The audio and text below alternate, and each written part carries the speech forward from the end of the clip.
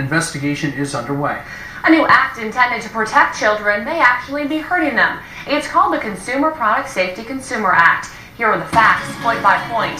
The law bans lead in products meant for children 12 and under, except in small amounts. The act took effect in February. An unforeseen effects. Many power sport vehicles meant for children contain lead in excess of the limit.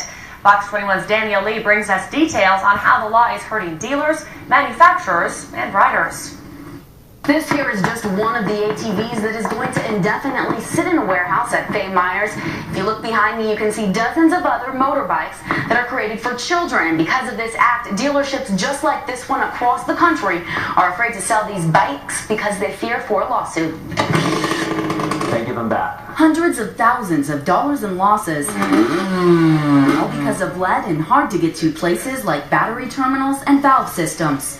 No kids are going to tear apart their bike and chew on the battery. The kids want to ride their bikes, they don't want to eat their bikes. The likelihood of ingesting it, of a child taking an engine apart, finding a piece that has lead in it and then ingesting it, I think is very, very minimal, which is what would have to be done.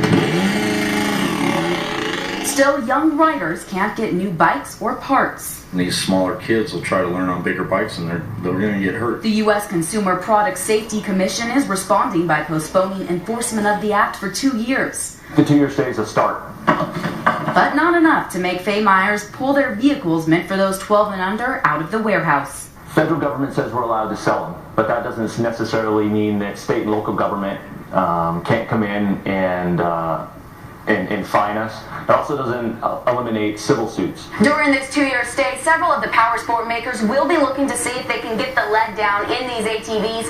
But until that time, it's unsure if these will ever be making it out of the warehouse again. In Colorado Springs, Danielle Lee, Fox 21 News.